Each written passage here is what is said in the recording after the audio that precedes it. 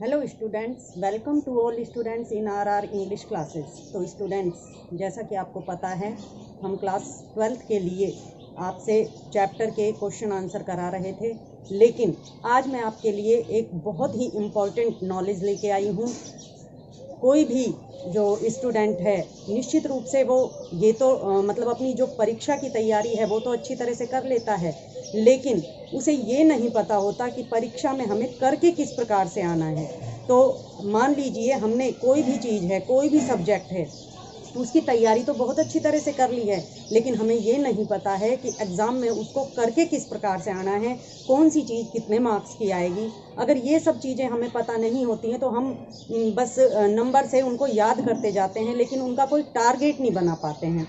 तो आज मैं आपके लिए एक ऐसी ही इम्पॉर्टेंट नॉलेज लेके आई हूँ जिसे जानकर आप एक मतलब बहुत ही सिस्टम से उस चीज़ को याद करेंगे। जैसे मान लीजिए आपने मैथ का सब्जेक्ट ले लिया। मैथ में जब आप किसी भी क्वेश्चन को सॉल्व करते हैं तो उसके लिए सबसे पहले हम एक फॉर्मूला लगाते हैं कि किस फॉर्मूले से वो जो आपका क्वेश्चन है वो सॉल्व होगा।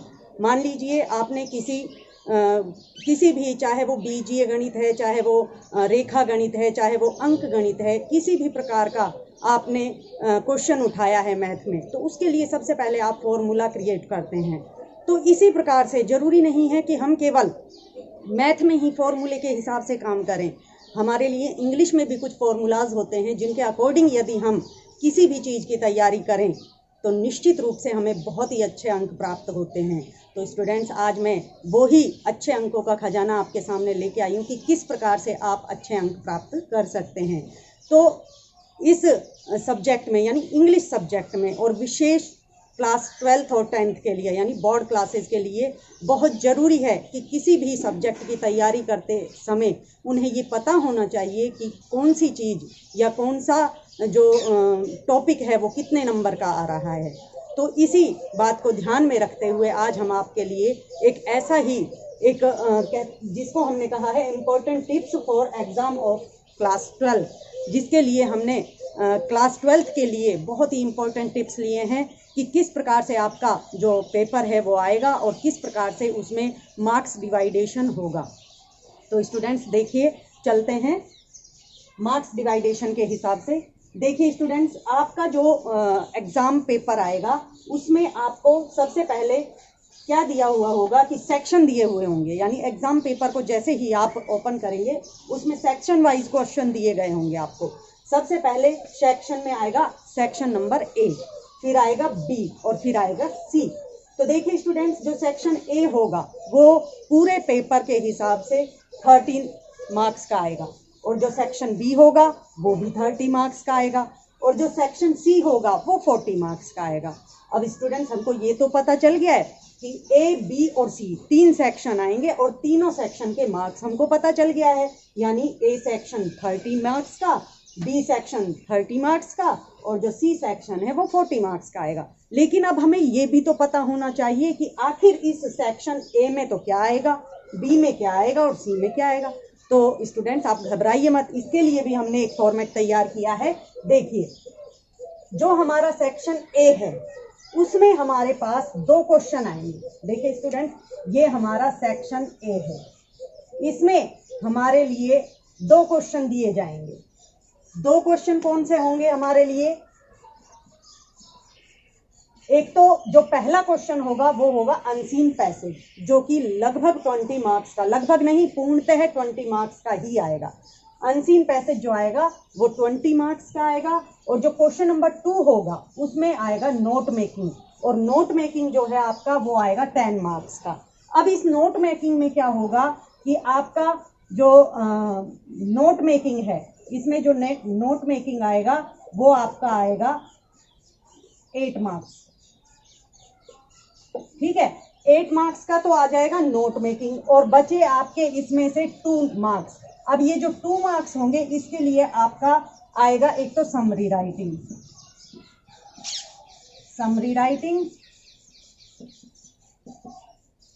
और ये समरी राइटिंग आएगी आपकी 1 नंबर की, और ऐसे ही एक आएगा टाइटल, इसका टाइटल आपको लिखना होगा, टाइटल भी आएगा 1 नंबर का।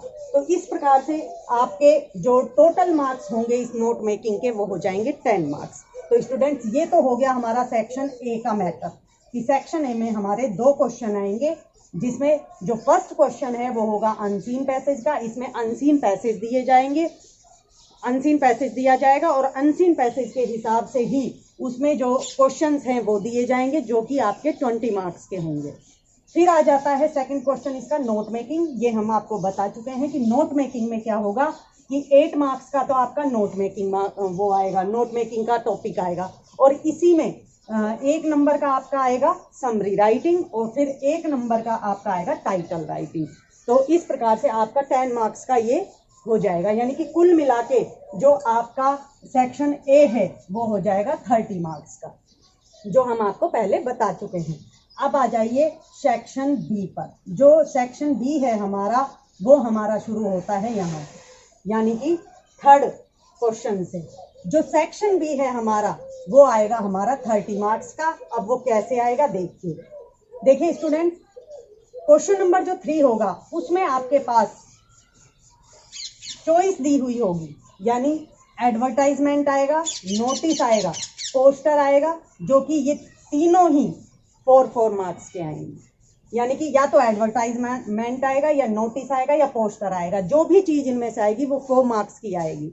तो ये हो गया हमारा क्वेश्चन नंबर 3 4 मार्क्स का, एडवर्टाइजमेंट, नोटिस और पोस्टर। देखिए अगर मेरे हिसाब से आप चलिए तो इसमें जो एडवर्टाइजमेंट या नोटिस है ये ज़्यादा इजी होते हैं, क्योंकि इनमें शॉर्ट एंड स्वीट लिखना होता है, इसका मैटर भी बहुत कम लर्न करना पड़ता है। तो उस हिसाब से हम इसमें निश्चित रूप से 4 मार्क्स ऑब्टेन कर सकते हैं।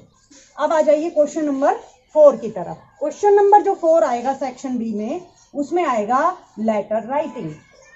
तो स्टूडेंट्स हमने आपको बता रखा है कि जो लेटर राइटिंग है वो लेटर जो हैं वैसे तो 2 टाइप्स ऑफ लेटर होते हैं, लेकिन आपकी जो 11th और 12th क्लास होती है उसमें केवल एक ही प्रकार के लेटर आते हैं, और जो एक प्रकार के लेटर आते हैं यानी फॉर्मल लेटर्स जो होते हैं वो आते हैं इसमें, और ये आपका आएगा 6 मार्क्स का। तो स्टूडेंट्स लेटर्स में अच्छे मार्क्स ऑब्टेन करने के लिए सबसे अच्छा तरीका जो है, जो हमने आपको लास्ट वीडियोस में बता दिया है, उसमें आपको क्या करना है कि सबसे पहले इसका फॉर्मेट याद करना है।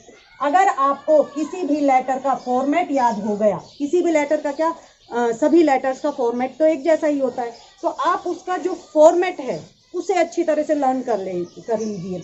अगर फॉर्मेट आपको याद हो जाता है तो डेफिनेटली आपके मार्क्स बहुत अच्छे आएंगे। जब आप अकॉर्डिंग टू फॉर्मेट एक लेटर राइटिंग करेंगे तो आप निश्चित रूप से 6 मार्क्स ऑब्टेन कर सकते हैं। तो स्टूडेंट्स इसके लिए सबसे मेन जो बात हो गई लेटर राइटिंग के लिए वो हो गई फॉर्मेट की, यानी इसके लिए हमको फॉर्मेट लर्न करना होगा, और फॉर्मेट लर्न करने के बाद हमें निश्चित रूप से हम इसमें 6 मार्क्स ऑब्टेन कर सकते हैं। फिर चलते हैं क्वेश्चन नंबर 5 की तरफ, जो कि सेक्शन बी में ही आएगा। इसमें क्या आएगा, इसमें स्पीच, डिबेट, लगभग 10 मार्क्स का आएगा, स्पीच या डिबेट। अब आपको मैंने लास्ट वीडियोस में जो स्पीच है वो भी करा दिया है, डिबेट है वो भी करा दिया है, तो ये आएगा 10 मार्क्स का।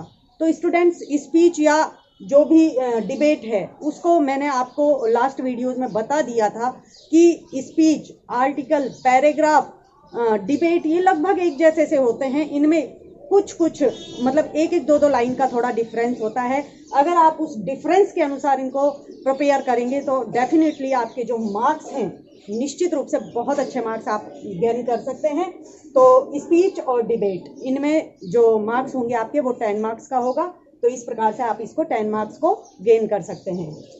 फिर चलते हैं हम क्वेश्चन नंबर 6 की तरफ। क्वेश्चन नंबर 6 जो आपका आएगा वो आर्टिकल या डिबेट ही आएगा, जो कि 10 मार्क्स का होगा। स्टूडेंट्स हम आपको पहले ही बता चुके हैं स्पीच, डिबेट, आर्टिकल ये सब लगभग एक जैसे से होते हैं। पैराग्राफ और इसमें शामिल कर लीजिए, ये सब एक जैसे से होते हैं। अगर आप इनमें से केवल दो दो लाइन का डिफरेंस हटा लें तो निश्चित रूप से आप एक पैराग्राफ याद करके ही इन तीनों चीज़ों को कंप्लीट कर सकते हैं। लेकिन आपको पता होना चाहिए कि पैराग्राफ किस प्रकार से लिखा जाता है, और स्पीच अगर लिखा जाएगा तो उसमें स्पीच को लिखने के लिए कौन सी दो लाइनें हमको अलग से लिखनी होती हैं, डिबेट को लिखने के लिए कौन सी दो लाइनें अलग लिखनी हुई होती हैं, और आर्टिकल को लिखने के लिए हमें कौन सी दो लाइनें अलग लिखनी होती हैं। तो स्टूडेंट्स, ये हो गया हमारा सेक्शन सी। कहने का जो मतलब है वो ये है कि जो सेक्शन नंबर जो ए होगा वो तो हो जाएगा आपका 30 मार्क्स का, और जो सेक्शन नंबर बी होगा उसमें ये भी जो सेक्शन नंबर बी है ये भी हो जाएगा 30 मार्क्स का। अब देखिए इसमें क्वेश्चन कितने हो गए, 4, 5 और 6, यानी 3 क्वेश्चन आएंगे इसमें।